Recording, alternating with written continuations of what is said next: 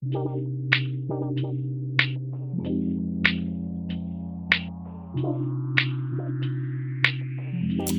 right, welcome to the Daria Hammer podcast. Today I have an amazing guest. She's a huge inspiration. We met each other at a meeting in Chicago where we were both featured as speakers, and her story was so fascinating. After 5 minutes talking to her, I decided that I want her as a guest, and she gracefully said yes. So her name is Dr. Jessica West. She is currently a medical director for Michigan Center of Cosmetic Services. And she's known for her superior aesthetic results in the area. She's really sought after cosmetic surgeon, and we're going to talk about that also. She specializes in minimally invasive and non-surgical treatments, out of all things, as a surgeon, in facial rejuvenation and preventative aesthetic medicine, which has gained more and more popularity in recent years. So she's double board certified by the American Board of Cosmetic Surgery and Board of Otolaryngology and Facial Plastic Surgery. And she's definitely smarter than I am because she received the William K. Miles Award, and Dr. Miles was actually one of my attendings during my fellowship. So rest in peace. He passed many years ago, and that award goes every year to the highest written board score by the American Board of Cosmetic Surgery. And so she got that award when she took her boards. So definitely smarter than I am because I didn't get that award. And she did her residency in ENT and facial plastics at McLaren Oakland Hospital in Michigan, where she also practices currently.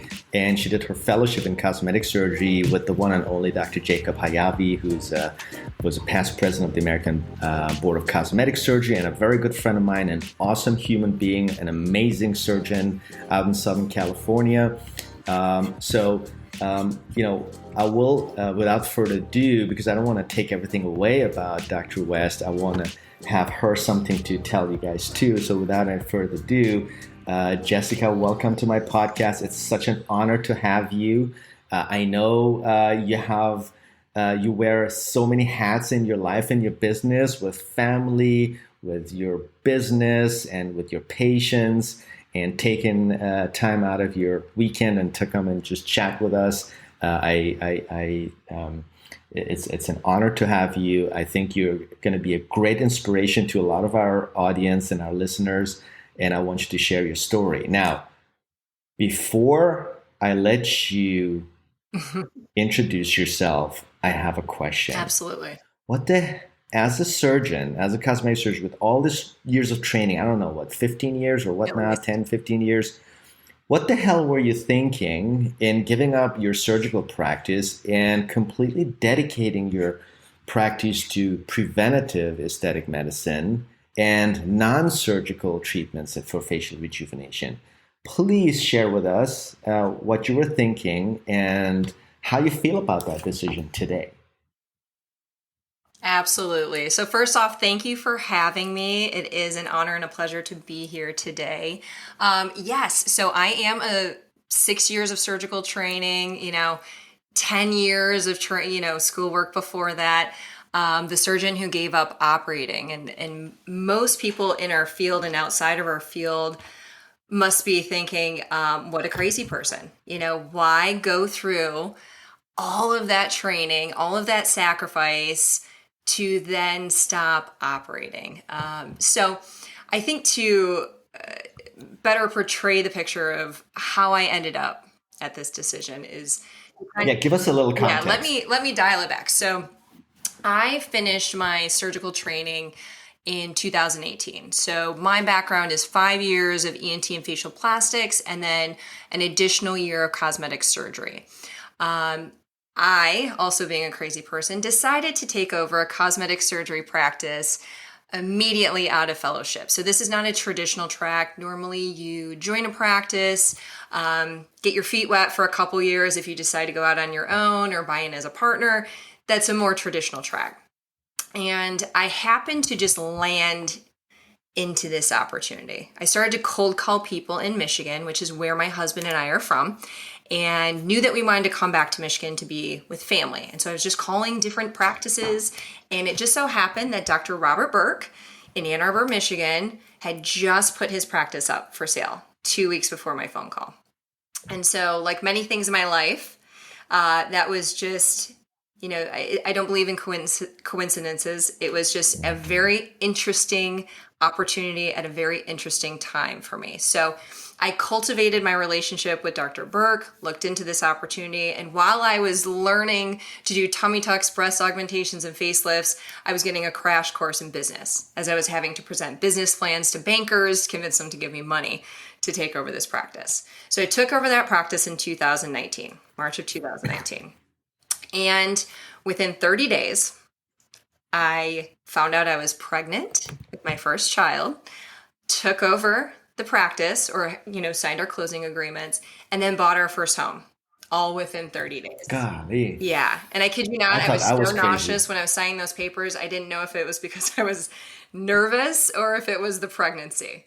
So that was 2000. Now, before you, I wanna stick at that time, because that's very important. I just don't want you to fly over that, because that is the one thing that many, if not everybody, thinks it's impossible. It's a time and a phase. It's impossible to manage, because it sounds like even if you make a movie about it, you're like, come on, that's you can't do that. This is like really, nuts. It's just not real. It's just not real. That's not possible. Why make a movie about it? Mm-hmm. So, tell me. So, there's a couple of things I want to address. Mm-hmm. First thing is coming out of training, straight out of training. What gave you the courage? What made you believe that you're going to be able to run a business successfully, so you don't go bankrupt? And what made you believe that? There was some inner voice in you probably talked to you and said, "Yeah, you can do this." I want to unpack and just for the audience to understand, how did you obtain that confidence? So I think that is really a complex concept. So on the one hand, one of the things that I think our surgical training instills in us is we get pushed to our literal breaking point multiple times. And really in any physician's training, but I really think in surgical trainings, it kind of goes a little above and beyond.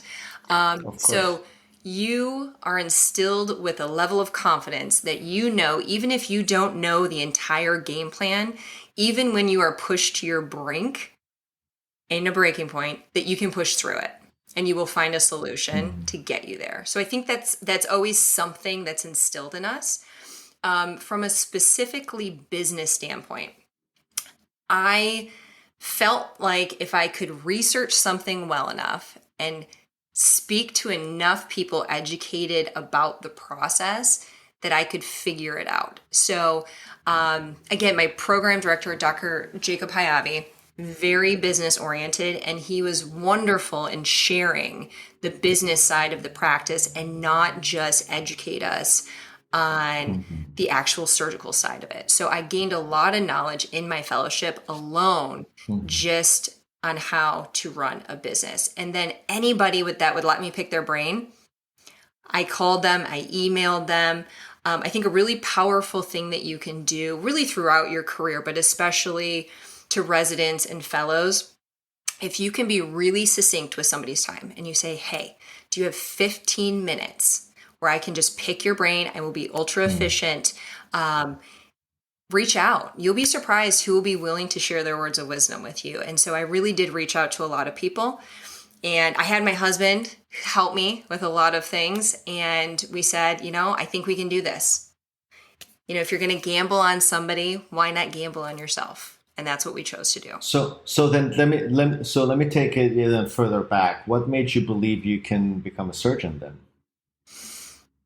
Because you said you learned these trades in surgical residency, and I totally agree with you. I mean, you're faced with challenges. It's like failure is not an option. Like otherwise, it's going to be bad. So I understand that part. But So now I take you further back. What made you believe you can become a successful surgeon in a world that is mainly dominated by men, Hmm. and you're already an outcast. You're a woman, Hmm. and you are trying to compete in an unfair playing field. Hmm. And let's just say it how it is. It is unfair. And so that means your confidence came from way Hmm. back. Yeah. So good question. I think there's a very definitive point in medical school where we're doing our clinical rotations, and there is a defining decision. You either decide you're going to do something surgical or non-surgical. And my first rotation was internal medicine, my first clinical rotation. I was miserable. I was like, "Oh my gosh, I've made a terrible decision with my life. I didn't like rounding all day and discussing blood pressure medications." And then my second rotation was general surgery. And most people hated their general surgery rotation, right? Because the hours are nuts, you're on call, it's high pressure, somebody's always messing with you. You're trying to close somebody and anesthesia is letting the, patient wake up on you, and Mm-hmm. you're always being messed with. I actually felt like those were my people. So I very clearly knew that, and this is okay. I fit with this group of people. I didn't fit with the other group of people. And I felt at home. From a technical, Were you an adrenaline junkie? oh, yeah. Yeah. I'm good with controlled chaos in many forms. So, I love that word. yeah, I'm a control freak, so I don't want it to be all chaos, but definitely Hmm. gravitate towards some adrenaline things. So very much fit in there. And then early on in our careers, we are required to use hands-on skill sets. You start with suturing, other hands-on skills, and it came very natural to me. And so, Hmm. you know, early on, I knew I had the skill set. I felt comfortable with it. And so I ran with it. And I knew And it'd work out. so you did your undergrad in human biology and psychology, Yeah. right? Is that Yeah. correct? And with special emphasis in um, Yeah. bioethics and such, right? Yep. So how much of that did help you for you within the whole journey, and even today? How much of that is helping you today and throughout your journey from going through surgical residency, then making a decision to let go surgery? I mean, did that play a role at all, or was it just like means to an end kind of thing? So, you know, what I will say in hindsight, when we're in undergrad and you're pre med and you're a super gunner Hmm. and you're going for it, everything seems so important. That grade you got on that exam, that I know. letter of recommendation, everything is like the end of the world to you. In hindsight, 90% of it didn't matter. Really, it Isn't didn't. that true? Now, Okay. exposure to certain experiences in life, you know, living your life while working your tail off, understanding and learning how you handle pressure, how you handle interpersonal relationships, those skills and those experiences were invaluable. So I gained a lot of experiences that were very important at that time that, helped propel my career. I made a lot of mistakes that I learned from. That I think are sometimes the most important experiences you have when you're kind of Hmm. looking for progress. But ultimately, when you think about actual coursework, sadly, I'd say the majority Can of you it you don't use.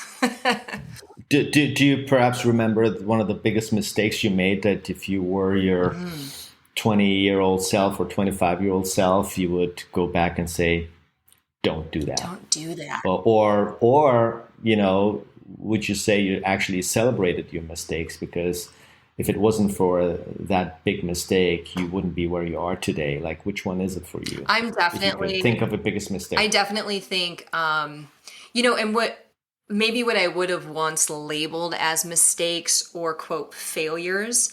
Now I kind of have a kinder approach to that and I don't give them those negative labels. So maybe the Hmm. thing that I would have told 20 some year old Jessica, one, maybe chill out a little bit. These things are not that important that you're focusing a lot of energy on. Mhm. And two, that those moments where you feel like a failure, and for those that don't know me, I am your stereotypical like A type control freak. A lot of us become surgeons. So to kind of Mhm. relabel experiences not as failures or mistakes, but it's a learning experience. And it's ultra Mhm. important for your success long term. So that's honestly what I would tell anybody in their 20s. They're not failures. You're just, Interesting. it's a hurdle that you need to get over to become the person that you're going to be. Yeah, I think life slash perspective helps us with navigating through that and understanding that mistakes is just part of the journey and part of the learning Yeah. experience. Now, um, let's go back to the time now. It's interesting that you decided to really take on all those big challenges. And so then you became pregnant, which Yep. is, part of being a woman, Mhm. which is one of the, I'm a family guy myself. For me, it's family always first, and I can't put myself into a woman's shoes or life and to see how they feel. But I understand that every woman's dream is to have a baby. I mean, not to be stereotypical, but it's like it's one of the it's human nature. It's embedded in our DNA. We can fight it and say no, I'm not like that all we want, but it's just in our um, DNA. Like it's millions of years of evolution. When you had all these dreams and plans, how did you think of family at an early age in your 20s, being in college and getting yourself onto this huge journey? And how did that change and how did you adapt to that once you were in Michigan, taking on the practice and then realizing you're pregnant? Can you kind of like explain Yeah. for us how that changed for you, or how you now looking back would you look at yourself, Hmm. and what advice you would give a lot of the women in the audience, or pursuing a career like you have, and their parents or their uh, loved ones telling them, trying to discourage them, saying, this is going to be hard, it's not going to be possible, you can't do this, you can't do that. But then here you are. And so then it is possible. Can you like help us out here, give us your insight into all of these challenges, and maybe punch the naysayers into the face? Absolutely. So I'm going to unpack kind of two different things that you covered there. So one of the comments you made was that it's kind of part of our DNA as a woman to feel like we're going to have a baby or we want to have a baby. So I'm going to give you kind of a different perspective a little bit. Please. And this is very common of female surgeons I found. Again, I found like I'd found my tribe, my group of people that communicated similarly to me, that understood me. A lot of women in surgery often do not have the strongest desire to have children. Like when I was younger, I almost felt like there was something wrong with me because I wasn't like some of my girlfriends who were like, oh, I want to get married, 2 kids, yada, yada. That was great to me if it happened and it worked out well, but it was not a critical piece to the puzzle for me in my younger years to absolutely have children and to absolutely get married. And actually, there's a lot of women out there kind of similar that, they have other wants, desires, and goals that kind of parallel the family life, Mhm. but maybe Mhm. don't have as strong of a desire in their younger years to actually have children. So I always had this underlying, like, ooh, is there something wrong with me that I don't constantly think about wanting to get married and have babies? Now, lucky for me, I met an amazing man. I got married. Mhm. He, my soulmate, he's wonderful. And I wanted to have children with him. And so it wasn't just that I wanted to have children, I wanted to have So it children with him. changed. You Yes. found the right person, and now Yes. your emotions change. You're like, oh, Yes. I get it. And my husband and I have been together for, I don't know, 13. We've known each other for 13, maybe 14 years now. I kind of lost track. We've been married for 8. And Congrats. thank you. And so I think a good and an important concept, and for any female career-driven women out there, it's okay if you don't want to have children and you don't want to have a family. But it's also okay that if that wasn't a goal for you, to change your mind and to have it work while being career-driven. You can do both. But it's important, and this is something that I learned the hard way, is that when you're used to being a high achiever and doing everything and just juggling everything, part of the reason you're able to do that is you just push through constantly. I can do this. I just have to make it work. I will find the solution. When you do start a family, it is the most humbling experience ever, because all of a sudden you are caring for other humans and your body is going through things that you've never had to deal with. So I was like operating for 8 hours a day, and I was pregnant, and it was wild. It was nuts. But so my advice is that you do have to make adjustments. You can do it. Don't ever let anybody tell you you can't do it. But listen to the people who have done it, not the people that are telling you no and haven't been able to figure it out themselves. Yeah. And so one thing I will say, I've had access to a lot of very strong women in surgical roles who have juggled family life and are wonderful mothers, and also can do the surgical side, can do the business side. So I've picked their brains, and I know if they can do it, I can do it. And that's what gave me the confidence that I could kind of push forward with everything. I love that, because I think no matter how strong we are in any stage of life or any decisions we make in our lives, one of the most important and not often talked about things is mentorship. Yes. Seeking, and I'm not talking about mentorship people that, because, many have maybe their parents as their mentors. And if your parents happen to be the ones that are naysayers, many have grown up in family where the parents were naysayers, constantly telling their kids, you can't do this. This is not for you. And they somehow did it anyway. So their personality, helped them to achieve what they wanted to achieve. But not everybody is that blessed with having that type A and strong personality. And you had both. You had a type A strong personality, and you had the right people around you. And so I think, for every success story that I've listened to, having done so many podcasts with successful and influential people like yourselves, that's been really the common denominator, where it takes a strong personality with strong mentorship, and that's really the secret sauce to success. Absolutely. So I love to hear that. Every time it's almost like, every time I hear that, it's like it's something new, but then it isn't. So for all of the listeners out there, everything has to come from you first, and then surround yourself with people that believe in you and can put fuel into your fire. But the fire has to come from you. It can't be given to you.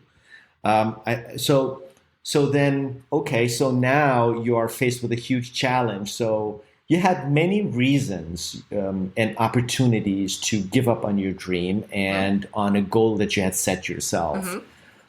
And so I guess the best excuse would have been COVID, right? Right. To just drop everything, and because it's not something that you created. It's something like out of a movie. What was the movie? Where there was this pandemic. Was it called Pandemic? I think so. Yeah, it was called Pandemic. So yeah, and then so you had the greatest excuse, and you were pregnant. That's probably even a better excuse. What makes you pull through?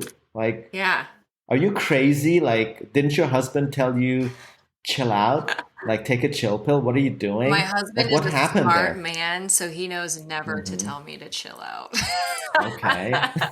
That puts a chip on your shoulder, huh? Yes, it Yeah. does. Chill out, watch It me. does. Yeah. Naysayers fuel me. Oh, I So love that. kind of to give a little bit more of the timeline. So practice took over that March of 19. I had my first child in November of 19, and I took a 2-month maternity leave. So for those that own businesses, this is like a practice management nightmare, right? We're trying to develop some working capital. I go and take a Yeah. 2-month break, and then 2.5 months later, we're hit with COVID. So my son was about 3 months, 3 to 4 months when this all ensued. And from a business standpoint, it was supremely stressful. I chose not to hold anybody's money hostage. So, anybody that put deposits down, did anything with me, they were all asking for their money back. And I was like, all right. And I gave it to them. And so in the state of Michigan, it was a mandatory shutdown for all non-essential services, and it was 2.5 months.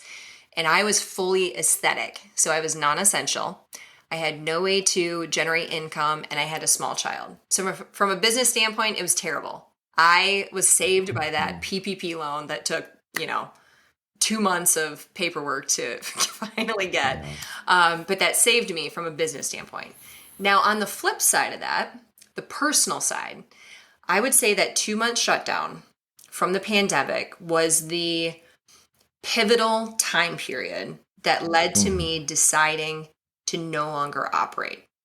So the little rootlets had kind of been planted maybe over the previous couple of years, but during that 2.5 month shutdown, that was the first time in well over a decade where I felt this ultimate sense of freedom from being on call and from my phone and from these subconscious attachments to our career that we don't even recognize we have. And it was glorious. And so it was something where I was going on walks with my family. I would leave my phone. I wasn't checking it. My surgical patients weren't calling. And in all fairness, my call was easy. Compared to everybody, I had it easy. I wasn't taking ER call. I just had to take surgical call for my patients. But that underlying attachment, I recognized hindered my feeling of freedom. And I didn't find that acceptable anymore. And so the gears were turning. I said, okay, hold on now. You're a surgeon. You just bought a surgical practice. This is your career. How do you operate and not take call? Well, the reality is you and I both know you can't. You can't operate on people and not take care of them afterwards. So then I looked at alternatives and whether that would make me happy. But that was the critical time period. And it was just important to trust my gut at that time. So then over the next few months, so 2020, over the next few months, and I'm a very visual person. So whenever I have a conflict or an issue, I write things on paper. When I do a presentation, I'm the person writing everything out on paper with arrows and concepts. So I made it very simple. Pulled out a piece of paper. I made 2 columns. One column looking at kind of stepping back from the macro, the big picture. I was looking at the micro. On a day-to-day basis, on a week-to-week basis, what brings me joy? When I think I had a good day at the end of the day, what happened? And I was very surprised to find that the first three things I wrote down on that paper had nothing to do with my job, had nothing to do with my career. And it was, did I get to see my kid in the morning? Did I see my family? Did I have time to work out? That's really important for my mental health, is being active. And then the freedom when I wasn't on call. So good. Like the days that you're not on call and the days that you are on call, it's a little bit different. Yes, totally. People don't really recognize the type of toll that takes on a human. We just do it because that's our job. Oh, just psychologically. I stopped taking call in 2019. My life changed drastically. Like the weekends I was on call, I had like this subconscious anxiety because I expected my pager or my phone to ring anytime. Yep. And it like just, PTSD. I just couldn't enjoy sitting. Yeah, it was exactly, It's PTSD. Yeah. So, yep. People don't realize how hard it is. And we just accept it as life. Mm-hmm. So it's interesting when you say like, what's the most important thing to me is like, and that's what I thought when I dropped that. I said, you know, it's me first, Mm-hmm. then others. You know, Mm-hmm. I have to think of my own health first. Yes. I have to be healthy first, so I can be there for my family, so I can be there for my patients, and I'm gonna Yep. cut out everything that's causing me pain because I have one life and I already sacrificed a lot. I paid my dues, You did. and let the younger people do that. But so take us, yeah. Yeah. So then you wrote things Yep. down, Wrote those things and down. you the broke things down. It's interesting that you went from micro to macro. Mm-hmm. Usually we're told go from The macro reverse, to right? micro. Yeah. So you did it reverse, Yep. you know. So for those listeners, maybe if you're stuck, start maybe going on reverse and write down the micro issues or wishes before you get into the Absolutely. Because macro. it's the little things, I love being there in the morning to hang out with my kids, have a cup of coffee, not Yeah, be rushed. And those things make me a better human later in the day. It makes me a better mom when oh, I'm home with my kids. It makes me a better 100%. physician for my patients when I'm not rushing around doing that. So I kind of created this ideal schedule. What does this look like on paper? And then I reverse engineered it. And I recognized I don't want to take call anymore. Can I not operate? And then over the next couple of months, I started to think on how I could change my business plan. How do I change this around? My sister, who is my practice manager, we really dove into the numbers. And in the state of Michigan, the cost of OR time was rising. It started in 2020 and it just has escalated since then. And so your actual profit margin on surgical patients versus non-surgical when you're ultra efficient with your time, we're like, hey, I think we can make this work. It's going to be scary. Then on the other side of it is, I was like, what's my identity now? Who am I? I was a surgeon. Mhm. What am I doing now? Um, Yeah, that's a big one for yeah. me. So I want you to delve a little bit into that. Take us into your head, Mhm. into your emotions, and I want you to give us the raw version Yeah. because I think this is I think the pivotal moment in this podcast where I really want to know from a personal point, like because I'm thinking of myself. Mhm. I love surgery so Yeah. much. To me, the operating room is my sanctuary. Yep. It's Just our the whole happy place, ritual, right? just the whole ritual, the beep of the anesthesia machine, Hmm. the sound of the suction. I mean, you name it. The smell of the cautery. I mean, Right. you name it. Right. It's just the thing that we always dreamt of all our lives and careers, and now you're gonna drop that. Hmm. Yeah. So I think, thankfully, part of my personality is I have the ability to kind of push aside what other people think. So there is a part of it. Oh my gosh, what's going to happen when I tell my colleagues that I'm not operating? But a large part of me kind of didn't care what people think of me. I'm human, so I do care. But I do have the capacity to just say, whatever. I don't care what you think. What about your mentor? Yeah, Did so you did, were you afraid what your mentor is going to I think? What was. Jacob's I going was. to And think? honestly, I've been so busy, I don't even know if he knows. So Yeah. it's one of those things, Well, I know he's listening to my podcast, I know, so I'll send it to him. So it's one of those things where I very much cared to the people who influenced my surgical career. And then mhm. I unpacked it some more. And the reality is, we're meant to feel like our professional career is this linear progress. I decided Mhm. in my 20s what my career was going to be. My goodness, when we're in our 20s, you're a kid still. You Yeah. don't really know anything yet. And I'm making decisions for the rest of my life. That's, it's kind of a ridiculous concept. So I recognized that I kind of have a entrepreneurial mindset. And that is as much a part of my identity as the surgical background. And my value is not just based on my title. And I'm allowed, this is a big thing, because we're never meant to feel this way, especially as surgeons. Your own health, your own day-to-day needs. We always put those on the back seat and we were never taught how to prioritize them. Your own health, your own well-being. And so I had to shift my mindset. I mean, my God, when I was pregnant, I was operating like a mad woman, doing all sorts of crazy things. And I could. It actually wasn't that hard. But that doesn't mean I should have been. So for the first time, I kind of took a pause and asked myself what I wanted, determined exactly what I wanted, and decided I was going to go there. And it was going to be scary. And once I make a decision, I do it. So it's kind of like all you're interpreting everything and you're gathering all the information. And then once my brain decides it's going to do something, I'm in. And then I was in. And then so now this is 3 years later, we're about 3.5 years later. 3 years after I made the decision. Yeah, almost exactly, actually.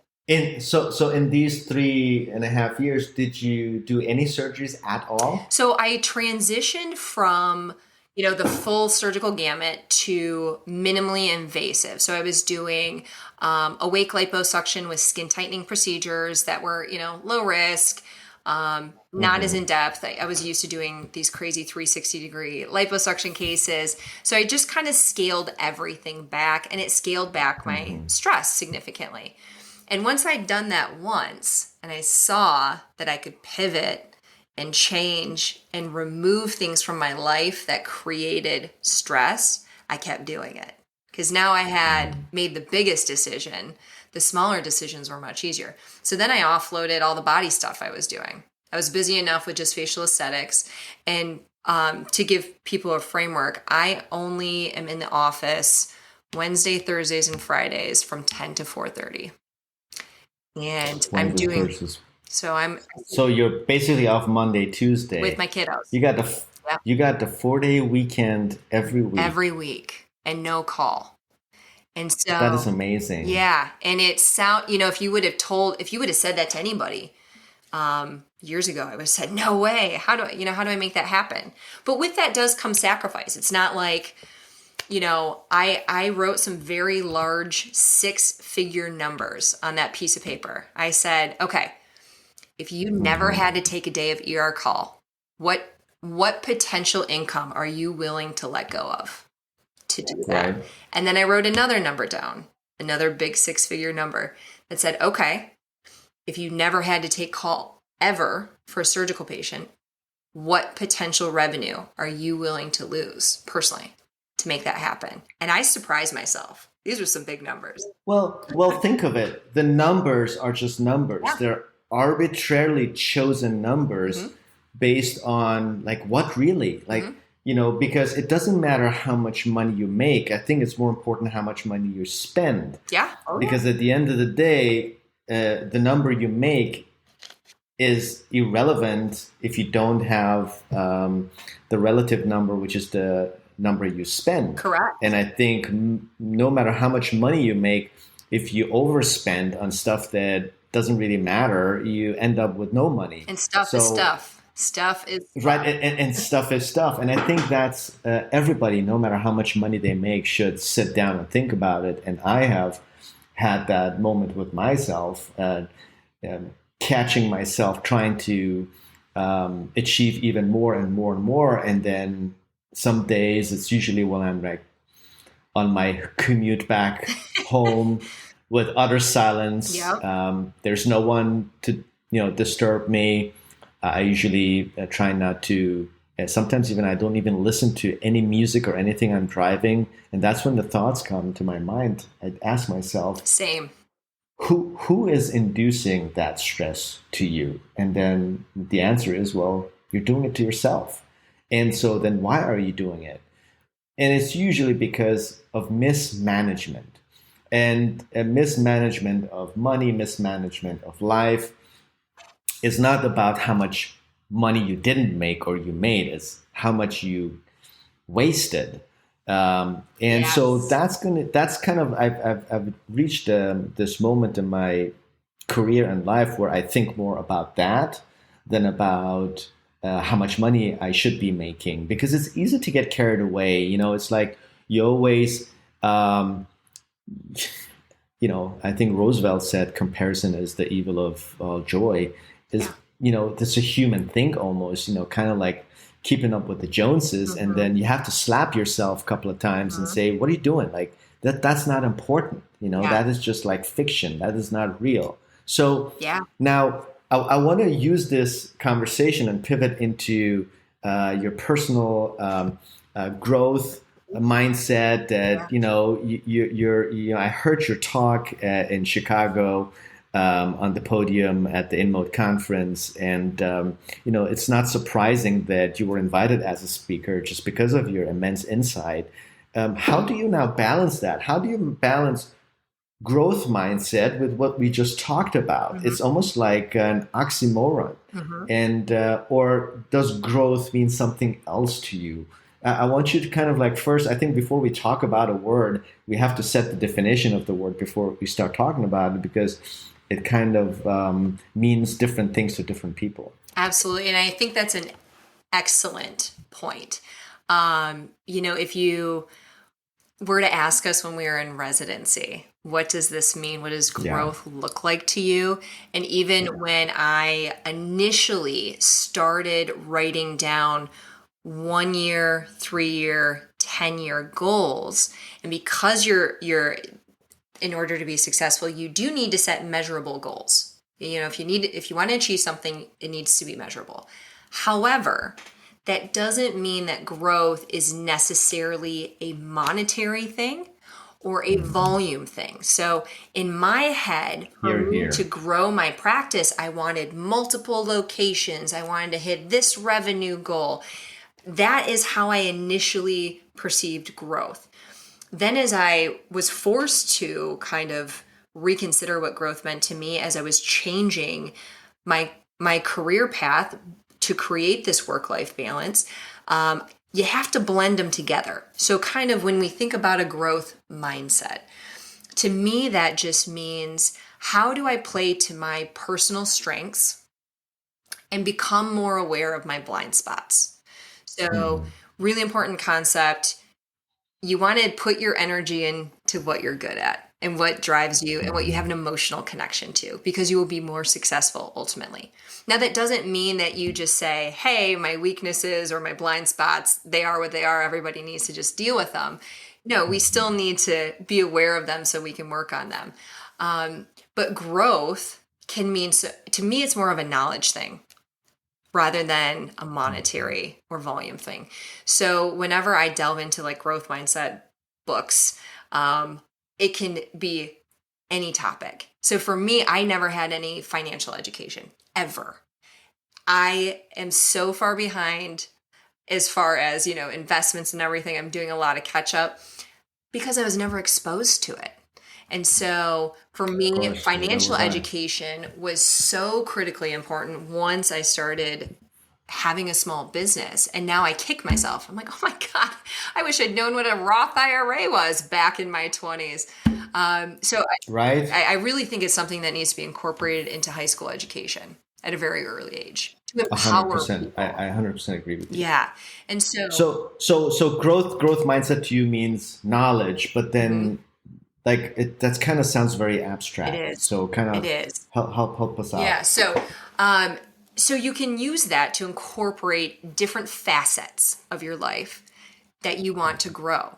So you could ask 20 different people what's important to them, and it's all going to be different. And if you want to grow any unique aspect of your life, you kind of have to be broad in a sense. So some people, they might want to grow their contributions as a volunteer because that is what makes them feel good. Other people want to become financially independent, and that's their primary goal right now. And so then educating yourself on that process is important. I think knowing that growth in our career is always going to be better achieved when you incorporate your personal life. So me opening multiple Mhm. locations, increasing revenue does me no good if I feel like I'm anxious and mad that I'm not home with my kids. What did that particular growth do for me? Nothing. So I like the broad growth mindset, macro vision that incorporates both personal and business aspects of things. And then I getting into love the that. I specifics. love that. I love that. I think the personal aspect is never talked about when we talk about growth mindset. And Ever. Yeah. we're still that one human being, we're one person. It doesn't matter whether we're at work or at home. Growth at work doesn't mean anything if you don't grow at home, and vice versa. And I think I love your definition that it means both, that both have to be, it has to be inclusive. Now, have you ever thought of scaling your business where you don't necessarily have to be at different places yourself, where you can train others and have others run multiple locations for you? So that's Have you ever thought of that's that? a good question. Because unique to me, when again, going back to that list of what gives me energy, what makes me happy, and what drains my energy and does not make me happy.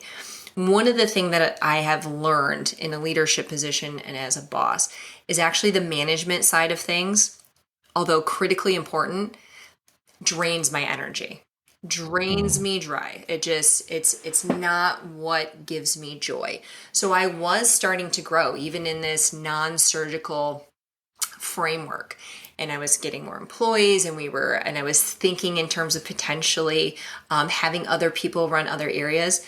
The reality is, it's your business. You are always going to have a pulse on it, even if you have amazing practice managers, practice administrators. And so that was another mindset change that I recognized about myself. I didn't get joy out of that. And I was willing to sacrifice financial growth in that realm, so that I didn't have to be a part of that process. So I have actually scaled back. I have less employees, smaller scale. These are my office hours, and I've pivoted. And now, as you know, I'm kind of involved in some more of the speaking circuit, which I do love connecting with people on that level. I do some consulting work within the aesthetic world, and I love this stuff. I've been approached to do educational courses and some other things. So I love that side of it. And so I don't think at least in the foreseeable future, I may not grow that portion of my practice because I'm happy with it right now. You ask me. But you're going to grow personally. What's that? But you're going to grow personally. Absolutely. I think educating is, for me also, just like you, it's huge value to my personal growth, because I love human interaction. I love being inspired, and I love inspiring. I think it keeps us alive. It's give and take. That's what keeps us alive and keeps our hearts beating. And, I can totally relate to what you just said. And again, going back, growth doesn't mean only scaling in your business and making more money. It means, I think the personal aspect is, for me, I don't know, you tell me what's for you. For me, it would be 80%, and then the financial would be 20%. For me, that would be an 80-20 rule. And for some people, it's opposite, or, they don't even think of the personal aspect. They just think of the financial aspect. I mean, I have a lot of friends, or even patients that I talk to. I mean, we're talking about millionaires and billionaires that they're just miserable. They always complain. Every time I talk to them, they complain. And I'm thinking to myself, I'm looking at them, I'm thinking, man, this guy or this gal has so much money. They could buy anything, but I guess they can't buy happiness. And then why is that? If you make more money than you can spend, why can't you find a way to be happy? Like, what's missing? And to me, the answer is, I think they got the story wrong. They misinterpreted the meaning of growth, and which you beautifully just explained. I totally love that, and I think this is the first time I hear it from someone else. It actually hit me. It's like, yeah, she's right. I never had thought of it myself. So thank you for that, because I just had a moment with myself where I'm like, that's absolutely right. I needed to hear that, because I felt it always. Hmm. I always tried to implement that and live by that, maybe a little bit more subconsciously. But now I think, having listened to you, I'm going to do it from now on consciously. All right. And yeah, because it totally hit home with me. And it's funny that something that makes total sense is like when you hear it, you're like, "Pff, duh." Um, it keeps getting forgotten, even in conversation with the smartest people. Absolutely. And to one of your points, I think for me, I noticed this, I guess we can call it misery almost, Hmm. among people that we were striving to be like. I know I had numerous attendings that were successful surgeons. They did great, but they seemed miserable. They came into work, Hmm. Oh, and just every single one of angry them, if you ask me. and yeah, and it was just, I just knew early on I didn't want that. I didn't want to be like that. Yeah. And I will say, um, I did have one of my attendings when I was in residency, and he did facial plastics.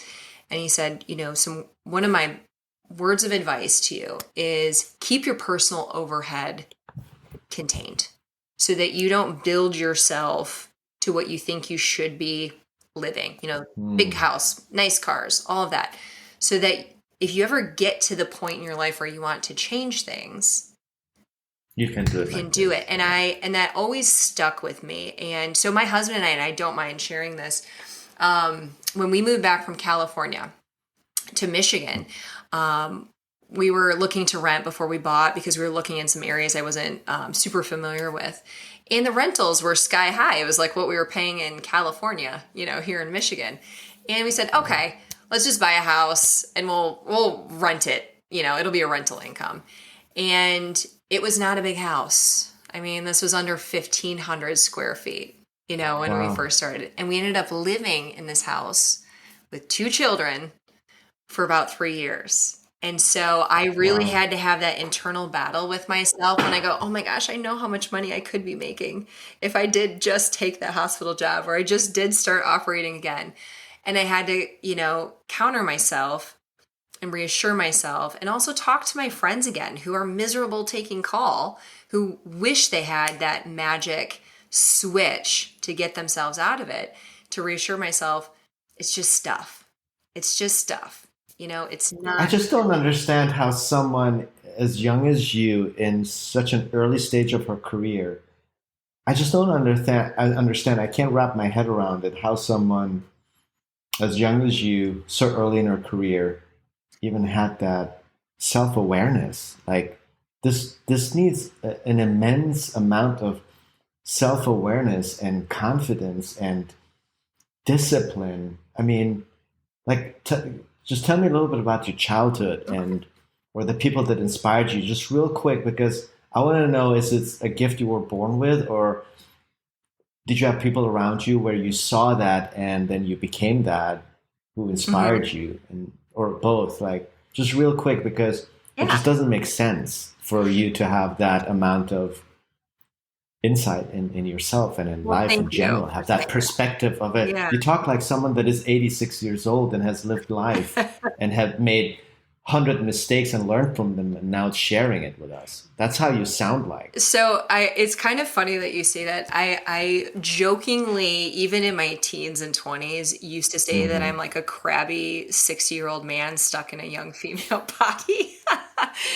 And so I kind of always felt like I had a slightly different perspective Hmm. just on things in general. Um, so kind of my childhood, I would say, so both neither of my parents went to college. There's no physicians in my family. We did Hmm. live in a city that many of my friends were wealthy or, upper middle class. We were not, but I was a part of a very good educational system. So it was kind of this interesting dynamic where I saw a lot of people who had achieved success. Um, and I didn't go without. I certainly didn't live in an unsafe area or anything like that. So I don't want to paint that picture. But it was humble. I came from humble beginnings, Hmm. but I saw at a very early age that, sometimes money isn't everything, I guess is the easiest way to Ha, put it. And but that, and how? that I Explain just, that a little bit. I'm observant, I guess is one of my, I'm hardwired to be observant. And I think part of that is just, I came out of the womb that way. And then I was shaped, So what did you see? yeah. So what did you see that made you believe money is not everything at so early? Because usually, if you are come from humble beginnings and there's people around you that are super successful, drive beautiful cars, live in big homes, it makes you want that. hmm And so tell me, it just doesn't make sense, like how you would uh, so early in your life as a teenager realize hmm money's not everything. Where all my teenagers talk about is like these supercars or Yeah. these YouTubers that make so much money. Like how like tell me a Now, little bit don't get about me that. wrong. I have to start with, I definitely still wanted money. I was Hmm. I Okay, wasn't that, zen and removed okay, from it. I good. definitely You just humanized Yeah, yourself. I definitely wanted money. I wanted to be successful. I was ultra driven, but I Okay. saw the undercurrent in some of it. And I think sometimes when you don't have something and you want something, you put it on a pedestal. And Yeah. I thankfully knew a lot of people's stories that maybe came from wealthy families or, were in different situations. And the reality is, we're all human. We all have Mhm. difficulties and troubles and Sure. issues, and money never solves those things, really. It does. Now, I do think there's a lot to be said when you don't feel like you're being shackled because of your lack of money. You might be Hmm. working in a situation you don't want to be in. There's a lot of freedom to that, and that's what I'm working to achieve. But I knew at an early age that there's always another side to things, everything, you That's know, amazing. the That's success, amazing. all these things. So I was gifted, I guess, with the ability to observe and pay attention. Well, I think self awareness is a huge thing for people to be able to make the right decisions because every decision we make is relative to ourselves, our personality, what gets us going. We Mhm. can't take someone else's ideals or ideology and then live by that because it might not make us happy. So I think you can consider yourself extremely lucky to have such an immense amount of self awareness or had it at such an early stage in your life and now carrying it on in your life now. Um, so, Thank you. another thing. Yes, I mean this is key. I think this is the one key to success is to have self awareness I because really do agree with you that. need to know where you are to know how to get where you want to get at. You need to have a path, and without self awareness, you can't even create a path. I agree. And that's the one thing I think if everyone has a hard look in a mirror and ask themselves, who are you and what do you want? And then go from there, I think everyone will figure out what the best is for them. And And having so good that is, sounding boards too, I think of is course, of so, course. I like the pen to paper, write things down so you can visualize it and kind of work through it. But also having people in your life where you're like, this is how I'm feeling about this. This Yes. is where I want to go. And just kind of have somebody else who can remove themselves from your process and give you a bird's eye view of it, just to give you that little giddy up in your step. Absolutely. That's why I love to be around successful and smart people and people that are authentic and genuine because they will tell you and they can really change the trajectory of your entire life and career because of their experience, their honesty, and their candor. And so I Yes. 100% agree with you. Surround yourself with those people and Yeah. listen to your heart and let the rest be history and then just enjoy the journey. Now we're gonna pivot now Yeah. into the a little bit of aesthetics here. Now Okay. you made that decision, I feel, in the perfect time. at a perfect storm, I would say, in the aesthetic industry. By that, I mean today, more than any time in history, non-surgical procedures are gaining more and more popularity. I mean, just look at all these med spas that are popping up, all these aesthetic nurses, injectors that are super successful. Mm-hmm. I mean, they created a whole industry.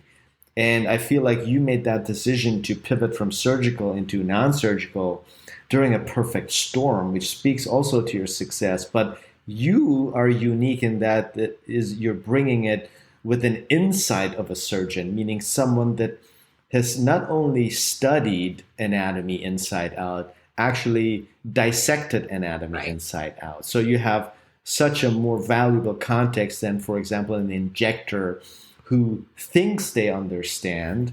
With all due respect, I mean, this is nothing. I have injectors, they're very good friends, family members.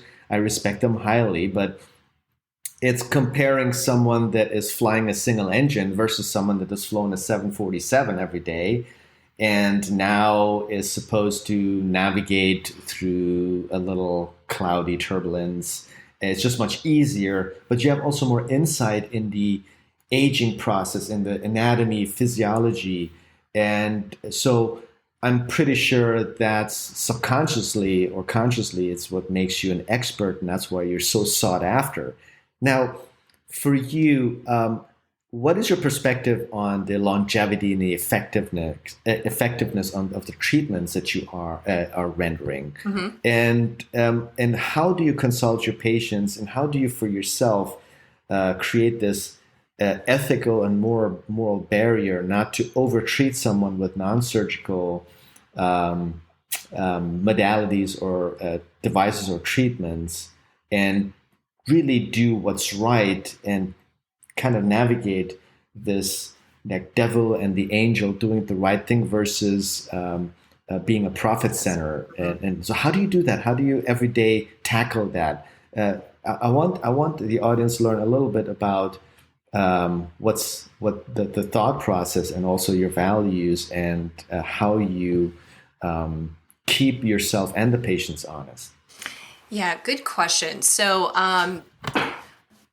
when I first took over the business, I think it's very easy. I love the stepping back and looking at numbers and that part of the business side. But when it came to me being in a room with somebody and, being that business person, terrible at it.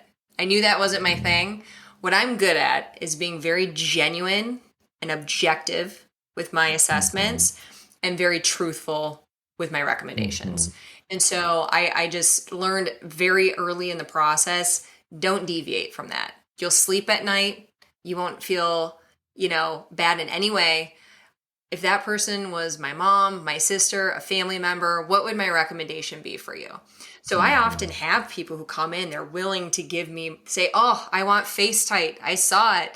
And if I think, and they're ready to give me their money. And if I don't think they're a good candidate, I say, listen, you're just not a great candidate. You're going to give me this money. You're not going to be happy. And we're both not going to be happy. Yeah. And for better or for worse, I'm a prideful person. I'm a very results oriented individual. Yeah. And if I don't think I'm just going to knock it out of the park with whatever service I'm providing, I don't want to do it because it stresses me out when I don't deliver something that's amazing. So I just made it simple for myself. I am there as a provider. I have a good eye. I have an artistic eye. I'm very good at assessing and being able to convey what the expected results are, and I just don't deviate from that. So that I love that, because that's how I practice, and that's kind of for me what makes me happy. Mm-hmm. Knowing that I'm doing the right thing, even though I told no to a patient that came and said, I want this, and I'm like, this is not for you. Which is not only empowering, but also make sure that at the end of the day, we do that based on results. Mm-hmm. Like you, I treat my patients result oriented. That's my whole philosophy. And it's funny because as soon as you were saying these things, I was kind of like looking at you. I was like, she totally doesn't look like someone that provides non-surgical treatments because normally when you when I you can immediately tell because most people or practitioners or doctors that provide non-surgical treatments, you kind of see they overtreated themselves. You know, the lips are too big, the cheekbones are too overfilled, they over Yeah. Botox themselves, like their smile or facial um, um, Yep. muscles are not moving like they're supposed to. Like, you know, something is off. And I It don't drives see me any of that nuts. in you. So, like, if I was a patient, I came to you, I would like totally trust you. I'm like, whatever you say, I Thank trust you you. because when I look at you, you don't look overtreated. You look totally normal. And you know what I'm talking about, right? No, So, absolutely. um, And if that's I an see a lot interesting of these concept. injectors, there are like if I see injectors, I all their cheeks are overblown, Yeah. the lips are Yeah. overblown. When they smile, you know their metalis is not moving Yes. properly. Their smiles are crooked. Hmm. It's almost like they overfilled their chin And they because don't they even wanted to hide know. the jowls. They don't even know, and Yeah. that's what I'm getting at. Hmm. They don't even know. They actually think they look amazing, and they're going to do the same thing they did to themselves to their patients because not because they're dishonest and don't know what they're doing. It's just they believe that's the look, and I call it doctor or practitioner dysmorphia. So Hmm. there's one thing Ooh, I is like that. patient dysmorphia. I call it doctor dysmorphia, and I talked a lot about this. Interesting. And because I asked myself a question a lot, is like, how would someone render these over treatments? Like, why do they think it's right? I mean, I thought they're dishonest people. I thought they're people that are just out for money. And then I came to a realization when I looked at them, I'm like, they look like that themselves, so it can't be money. Hmm. Hmm. It's like they completely their view of the norm of beauty is completely distorted. It has changed, and they haven't noticed. And that Yeah. starts with, and I got the idea from patient dysmorphia, from patients coming to me wanting more fillers. I'm like, no, it's not going to look good. They're like, yeah, but the effect is gone. I'm like, no. So I had to show them their before pictures from 5 years ago. And then they looked at it and then they realized, oh my God, I looked so different. I'm like, that's exactly what I'm talking about. Yeah. If I inject more, you're even going to look worse. Hmm. And that's the dysmorphia that we know. But then the one thing that I think we don't know that we've also, because we're humans, we're subject to is doctor dysmorphia. Hmm. What if we forget how normal is supposed to look, what beauty is supposed to look like, what facial harmony actually means today? Hmm. Because of a lot of these studies that were, unfortunately, they're, you know, even the authors of the study, they're subject to these cognitive biases. Yes. They completely changed the norm of aesthetics and beauty because of the cognitive bias, just to justify why they should inject, why they think they can lift the face Hmm. with fillers instead of understanding the physiology behind it. They're just over volumizing. Yeah. That's why it looks like it's lifted. It's not an actual lift. How do you navigate that in your practice with your patients that come to you? They want more fillers, and you realize if you did that, they wouldn't look good.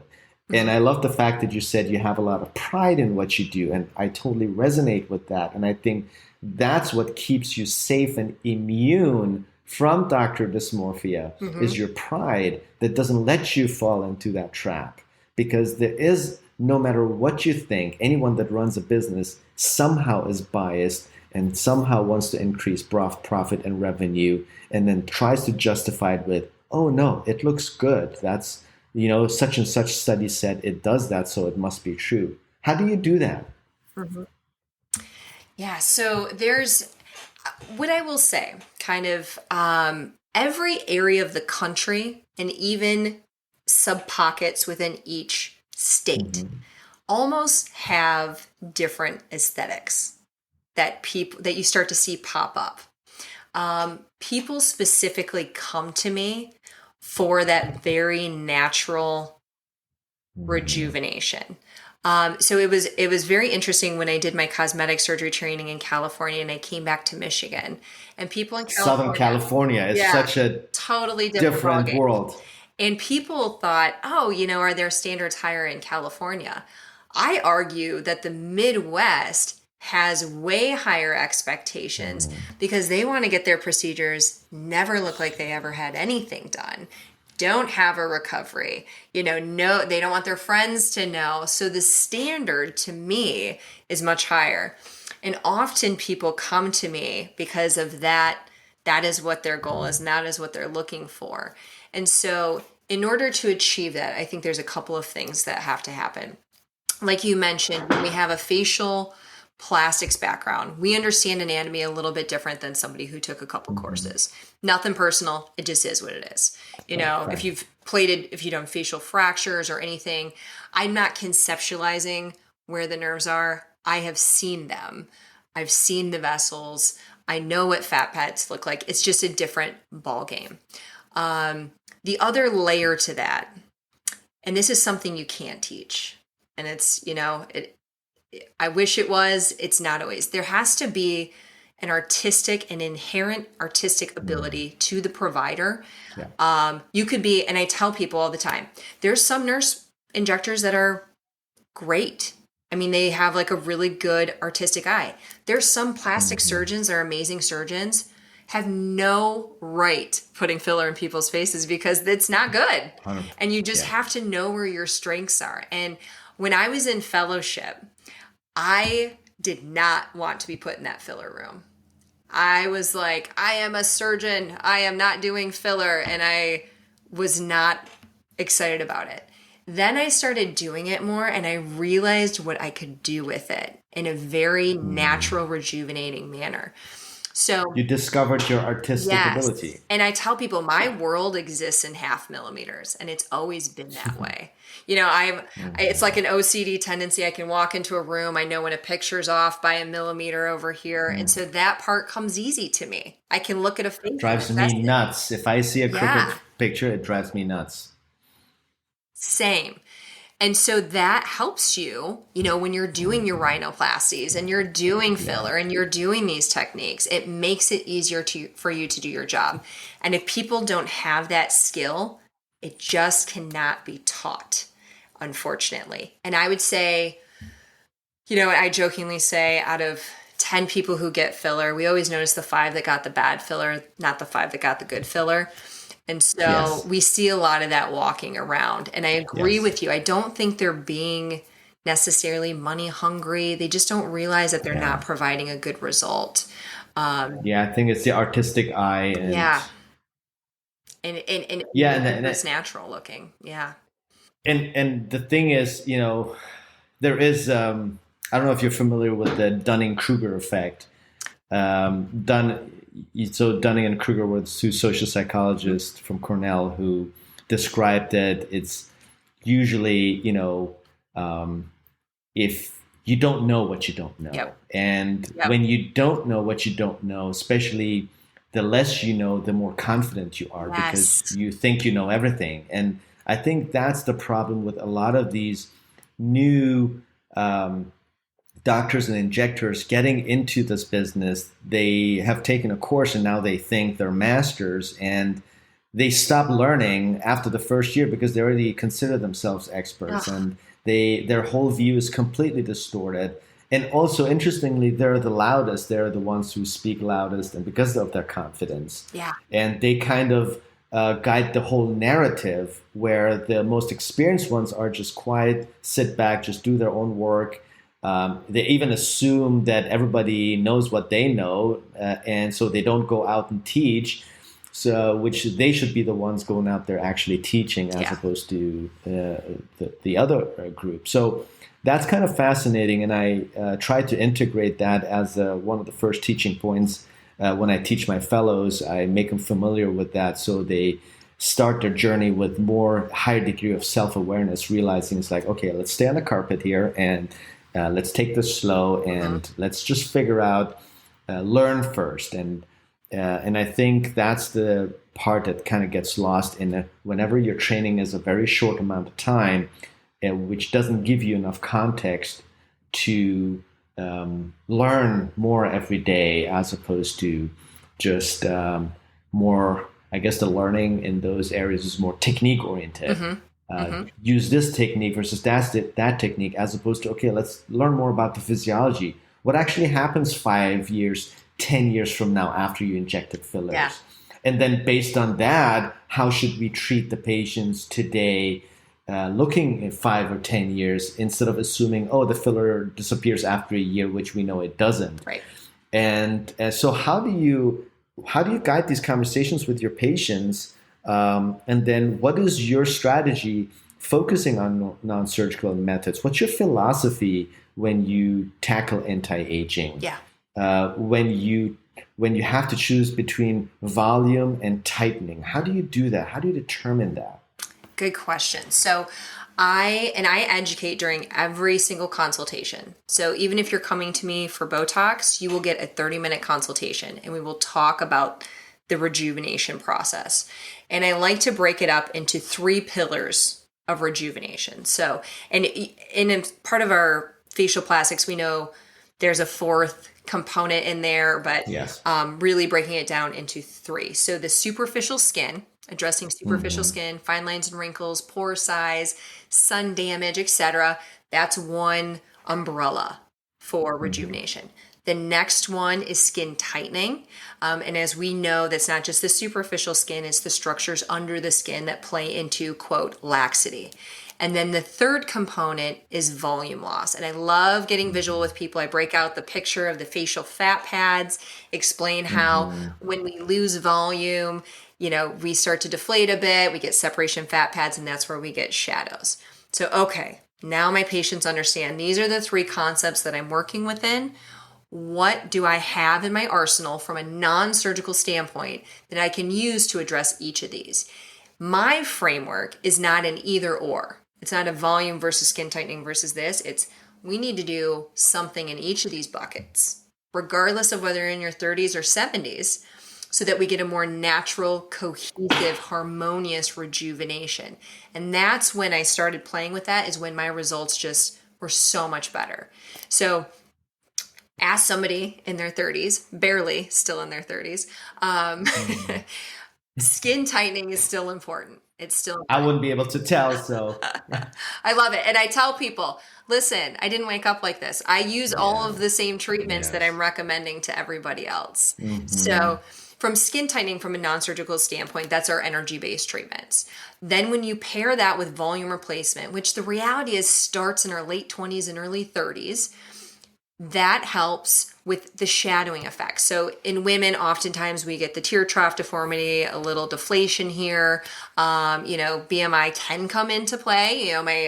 My marathon runners, that's quite the volume replacement job there. And I don't throw the kitchen sink at them all at one time.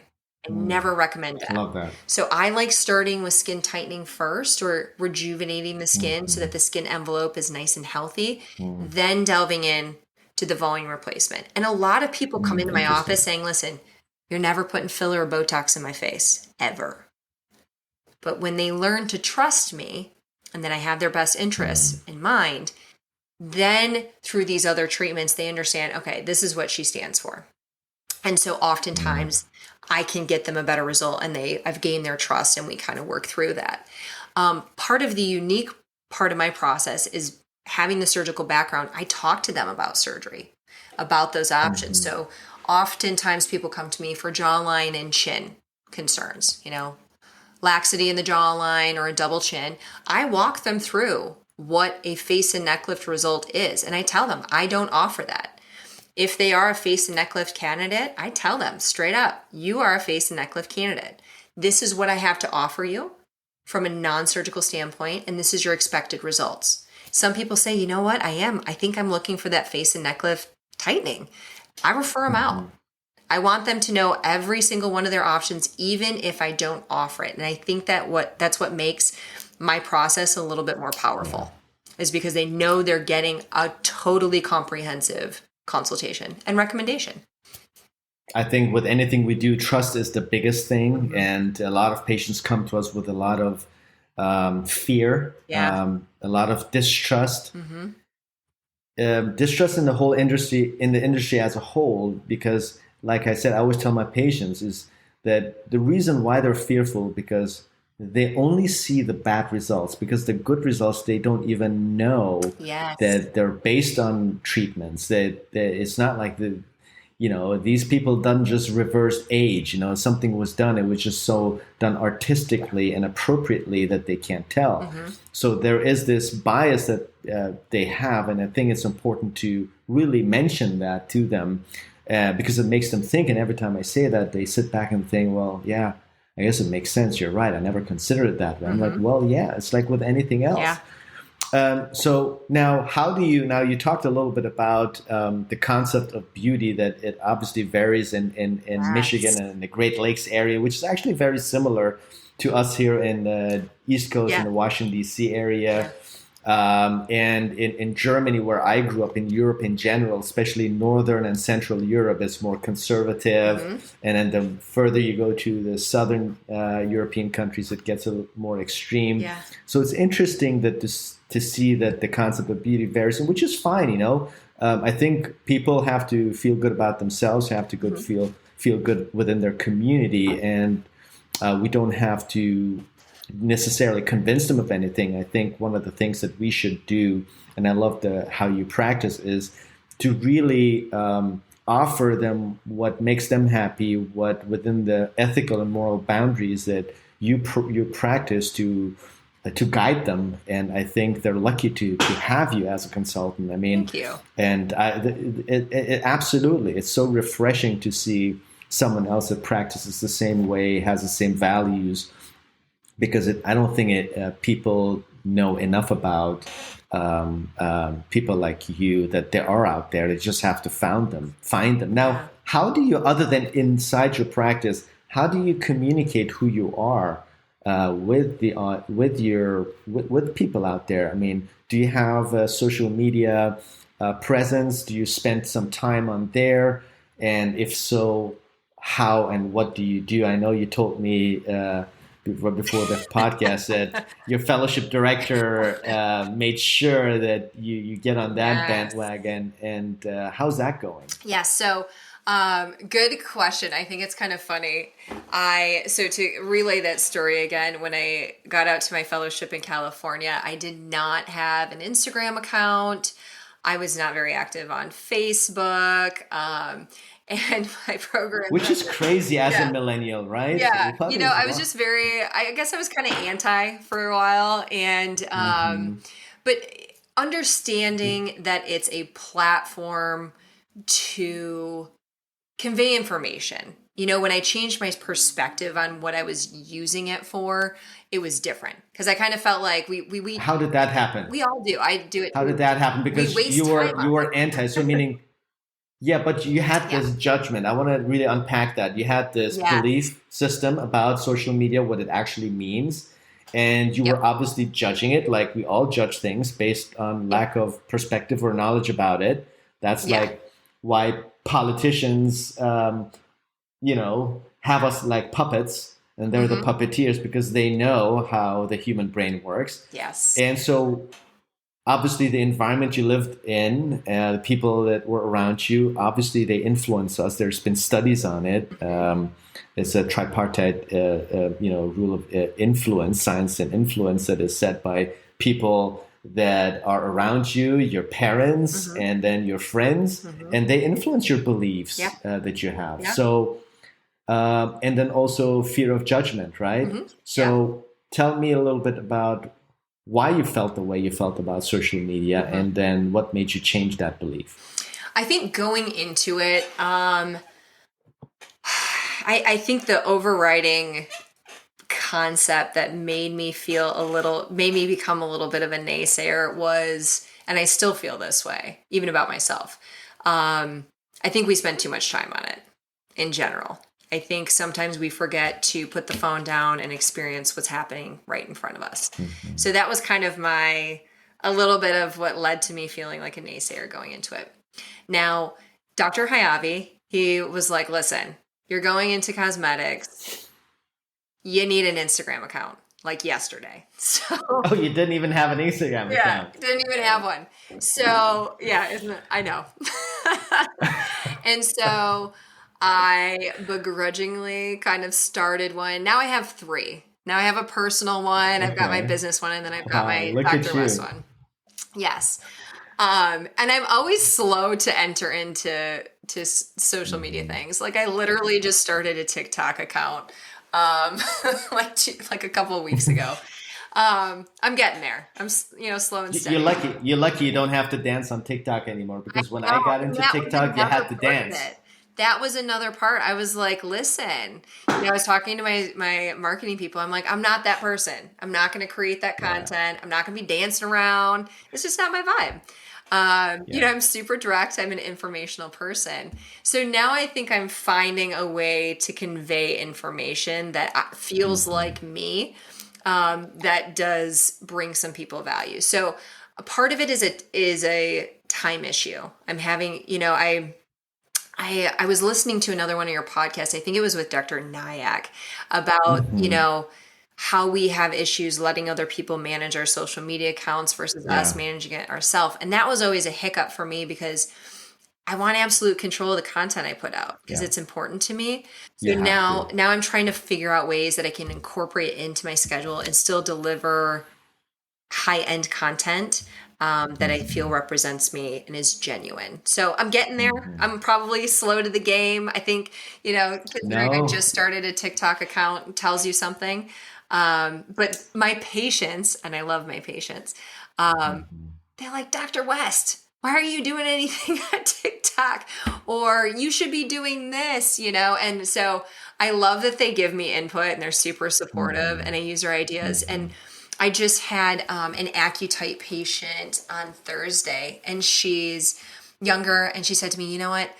I could not find videos of the actual process, like what it looked like." And I went on YouTube and I saw, I don't know who it was, somebody that was like super aggressive, with doing something, and it freaked her out. So she Mhm. volunteered to let me videotape myself through the Nice. process, the numbing process, the actual AccuType, FaceType process, and the liposuction. She's like, this was a walk in the park. Let's put this Right? out there. So she was very gracious. And so I appreciate people like that who are Nice. willing to allow us to use them Mhm. to help other people that are in their shoes that are looking at getting these procedures so they understand what they're getting into. So Yeah, I think it's a very important. That's, I told you before, like we're more of a, yeah, media company first, trying to communicate with our audience mhm. from an educational Yeah. standpoint and ethical standpoint, because there's so much information out there. And then if more of you are out there putting out information, it weighs against a lot of the other misinformation that's out there. And I Yeah. think we have a responsibility. I look at it as we have a responsibility to educate the public, just because there need to be enough diverse information out there so that the viewer can judge for themselves, can see both sides and then make a judgment or enable them to ask the right questions. And I think for us, that's an obligation, just like we have an obligation to within the informed consent before we do any procedures on patients Right. to inform them about the benefits and and the risks. Now, with are you working with any social media influencers and if not, what do you think of influencers today setting certain trends that makes patients come to you wanting those treatments and really being dead set on wanting a certain look? And how do you have that conversation with them, Yeah. whether you agree or disagree? So I feel super comfortable telling people no. I think it served Mhm. me well. Um, Thankfully, my But demographic, aren't you afraid that they're going to go somewhere else and fall into another trap? I educate. And how do you? So Okay, I always educate on my whys behind things. So if I say, okay. I think lip filler is a really good example. The Hmm. whole phenomena that has surrounded lip filler. I have noticed recently it's almost kind of to one of your points, this dysmorphia that's developed over the last 5 to 10 years. And women and men who get lip filler and then they notice a little bit of it has dissolved or maybe a little bit it has migrated, they instantly think that they need more. I refuse now to go into somebody else's lip filler and touch it up because it's usually a hot mess and I don't want my results tied to that. And so, and I tell them, I say, listen, I think some of your filler might not be in the appropriate place. That could create issues for you long term. The best thing that I can do for you is to dissolve this and start clean. I can get you a better result because of that. And you will have a better result over the next 2 years because of that. I love that. Just about everybody has said okay eventually, but it is, and I don't take this lightly. Dissolving lip filler, we think like, no big deal. You're dissolving filler, you're doing something good for your patient. Dissolving lip filler in somebody that has a little bit of that dysmorphia, which is a lot of patients, it is psychologically traumatizing for them. It is. And I've probably had 5 to 10 people in the last 10 years where it was so traumatizing when I dissolved it that they didn't come back for a while. They were so scared to go through that process again. And we leaned into the discussion when they came back and we called and we checked up on them. It was just so psychologically disturbing once their lips were dissolved that needs to be taken into consideration. And anybody doing lip filler needs to have that understanding. When people are asking for more, they don't see what we see. And so, I equate it, it's kind of like women who have a breast implant deflation. It's really, really traumatizing. They feel disfigured. Very difficult process until you can replace it. It's very similar to that. And they often just don't see it. Sometimes they don't even see it until you show them the before and afters. So it's like, this is what you look like before. Here's what you look like when we dissolve it. And here's what it looks like when you replace it.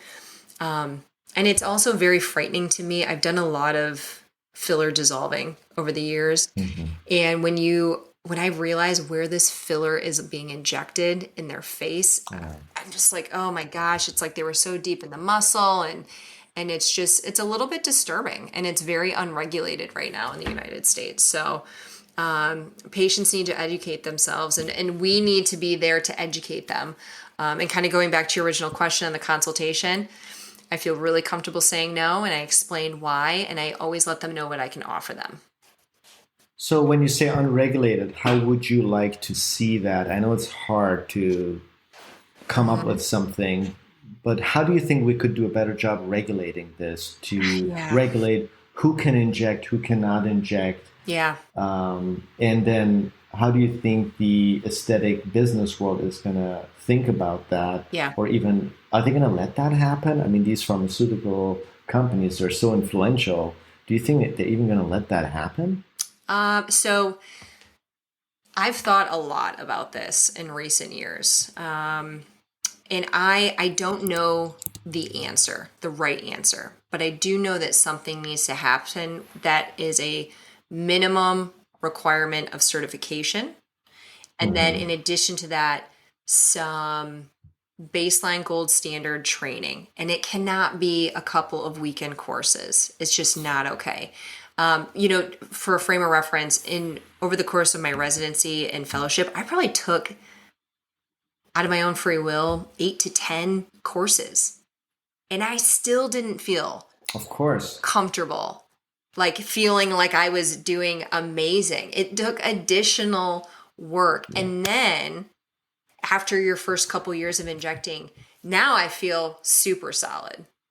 And even when I felt like I could have used, I just needed more experience, I was still probably better than the majority of the people out there injecting. So I don't know what it would look like. And I guesstimate that it would be state by state as it currently is, because we're not going to change the entire system. There needs to be baseline certification, safety, and ongoing educational requirements. I caught wind of something in Michigan. I think it was either last year or 2 summers ago, where they were trying to push something legislative, and I only saw part of the Mm-hmm. bill that said that only NPs, PAs, and physicians were going to be able to inject filler, which would have rocked the Michigan um, business circuit, because most of these places are being injected by nurses who just have a Yep. physician who's signing off on the filler purchase. So Mm-hmm. I don't know that it's necessarily fair to take somebody who's been injecting for 15 years and tell them all of a sudden now you can't, even though they might even be Mm-hmm. better than the physician down the road. Yeah, you have to close the business. Like that, That's I even just worse. don't Like, what think are they gonna that's do? It's like they're right. gonna they're gonna go bankrupt, Right. or And that's they'll- not appropriate. But I think yeah. starting by setting some baseline standards from a safety standpoint is very, very important. And I think enough, if enough bad outcomes are reported to the licensing Mm-hmm. boards, some change will happen. But a lot of people don't report things. Yeah, that's the thing, and I don't know how that's going to change. To be honest, I think what can change though is that continuous studies in the field, Yeah. demystifying, certain ways that we treat patients today, and questioning the studies that are used as landmark studies to justify why we should be injecting Mm-hmm. more filler than we're supposed to. Mm-hmm. And I think a lot of more studies and science can actually help us more Mm-hmm. than like some legal thing or some Yeah. legal changes that would lead to a lot of litigations and political fights, Yeah. etc. I think at the end of the day, if we let science talk, patients are smart. They're going to get educated, and if Mm-hmm. someone knows sugar is not good for you, guess what? They're going to eat less candy and they're going to buy less candy. And if you're a candy store, well, it is what it is, right? Mm-hmm. People are more health conscious nowadays. So a lot of these soda companies like Coca-Cola, their profits are going down just because we live more health conscious. Mm-hmm. It's not the 80s anymore. And I think science always prevails, knowledge always prevails, and I think it's our obligation to educate them. Yeah. So within that, and what is your goal now for the next, as we're coming towards the end? I Yeah. know we've been talking for an hour and a half, but I remember I told you, I don't know how long the podcast is going to be. Yeah. Where do you see your future? Are you going to write this out, or do you have a master plan, something inside? What is Dr. West planning on doing in the next, I would say, 3/4 of your career? This is just the first quarter of your career. Okay. So one thing I can tell you confidently is that I will probably make multiple career changes. And I don't know the exact timeline, but I've learned that my brain kind of pivots on this like 3 to 5 year consistent time frame. And I always thought that was because, undergrad was 4 years and medical school was 4 years, and then our residencies are 5 to 6 years. But I have that internally. I will likely continue doing the non-surgical aesthetic piece for a long time. But I view that as kind of a platform from which other things are going to culminate. So, as my kids get older, and if I decide I want to start working more, I don't think I'm going to expand the practice. I think I'm going to dive into other things. Trusting my gut. What's that? Which are other things as? I don't know yet. I have a feeling there's going to be an educational component to it. I don't know what it looks like yet. And I'm good with that, not knowing exactly what it looks like yet, because like everything else in my career, organically, these opportunities come into my universe, into my orbit, and I have learned to pay attention to those opportunities and see what can come from them. So I am confident that I'll know it when I see it. I anticipate something educational. I have a feeling at some point beyond 7 years from now that I'll probably be dipping my toes into. So to back it up, I love creating things. I like the process of solving a problem or kind of, and I think labeling it a problem isn't even correct. Finding a solution for something. And I have a Hmm. feeling I A will. challenge. Let's call it a Exactly, challenge. exactly. And I have a feeling I will likely, beyond 7 years from now, find myself in a position that is totally outside of aesthetic medicine, and that this entire journey was practice as a small Mm. business owner, entrepreneur, getting involved in some other platforms like speaking engagements, consulting, etc., that will help me in this other arena. And I don't know what it is yet, Oh, that's but maybe we'll have exciting. a discussion in 7 years and we'll see where we're at. Yeah, that's exciting. I think part of the excitement of life is not necessarily knowing Yeah, what where a road leads us, as long as it's something that makes us happy, it's something that we chose and not someone else chose for us. And I think that's part of you know, the thing about life that makes it interesting and I'd say worth living. absolutely. Not necessarily knowing the outcome. And I've, you know, thought a lot about that. You know, when I watched movies where you could go into the future, and I'm like, I don't know if I would want that, you know, Hmm. because that would take away the whole joy of life, what everything is about. Totally. So I totally love that. So within the closing of our conversation here, Yeah. which was amazing, by the way. I learned so much. That's I can't believe it. So I'm What a gonna have to blast. write a lot of notes down myself afterwards and good reality checks personally. So thank you for Yeah, that. yeah. Thank you. Is we briefly talked about, you know, vision, goals, etc., Yeah. and we talked about before the podcast when we're just chatting. When we're earlier in our career or as students, Mhm. they ask us to define a vision for ourselves, Yeah. what our goals are, and we're in a phase where we're just having just tomorrow in front of us, and every little thing is huge. Um, every we're just learning, and or rather, I would call it struggling to learn certain techniques and the stuff that we today see as small stuff. And then someone comes to us and we want their advice and tell us, well, what's your vision? You're like, what the hell are you talking about? Yeah.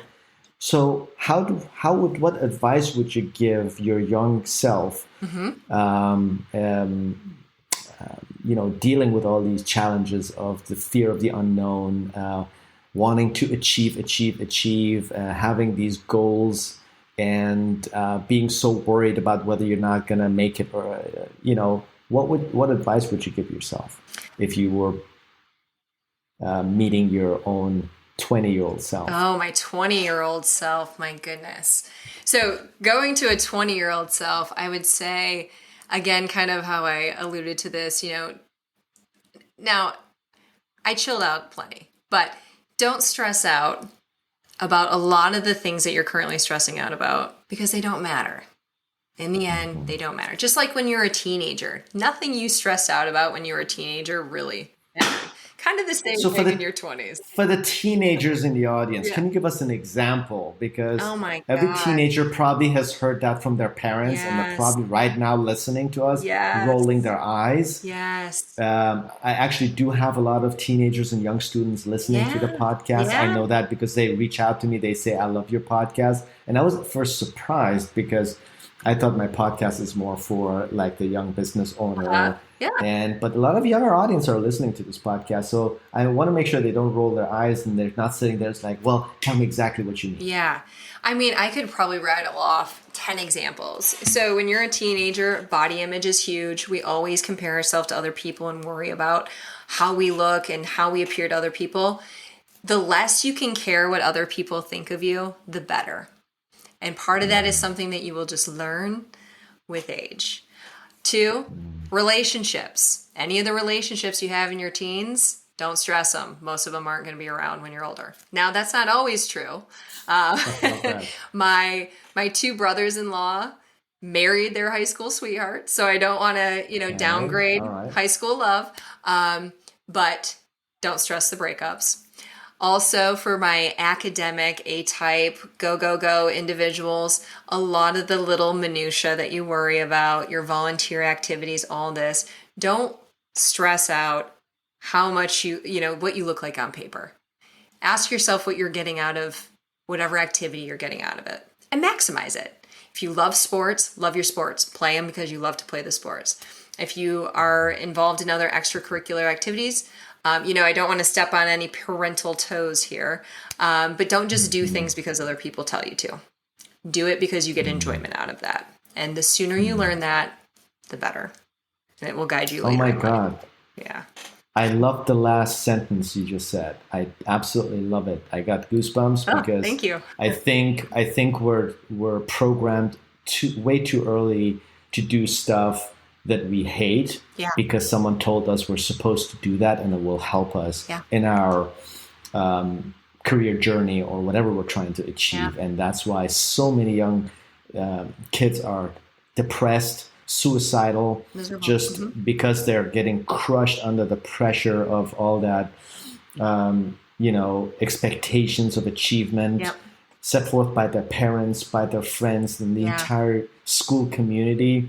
So please, guys, if you didn't listen to the entire podcast or you accidentally fast forwarded to this, if you just listen to Dr. West's last sentence, please engrave it somewhere where you see it every day, because I totally agree with that. And you should live your life because you love what you do, not because someone told you that's going to get you from point A to point B.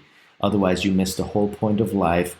And Jessica, I love your story. Thank you. It has inspired me and reminded me to continue to do what I love, and then not listen to other people that think I should be doing something else. Because at the end of the day, what I got from you is a growth mindset means both business and personal.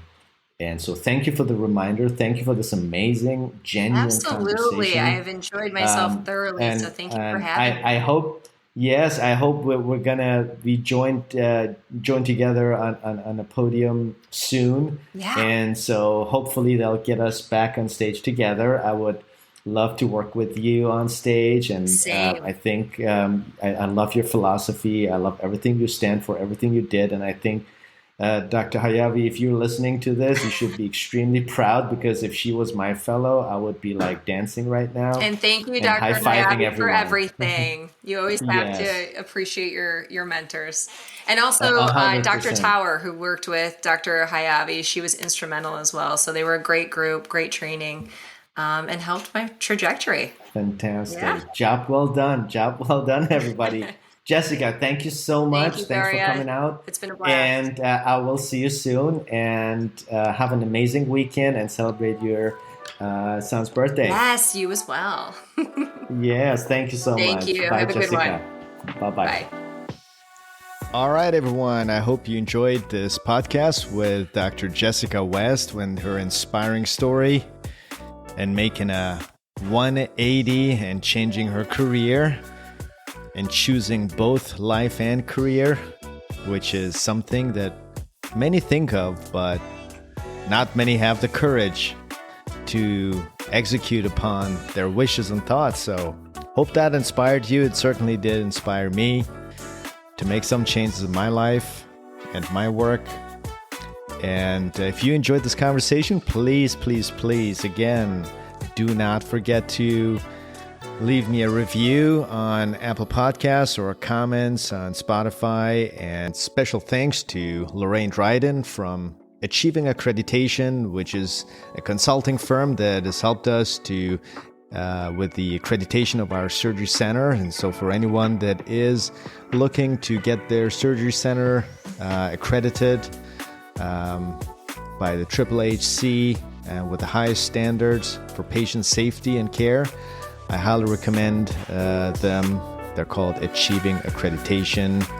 And so their information is going to be down in the caption. So highly recommend them. And thanks again. And hope you tune back in next month. Bye-bye.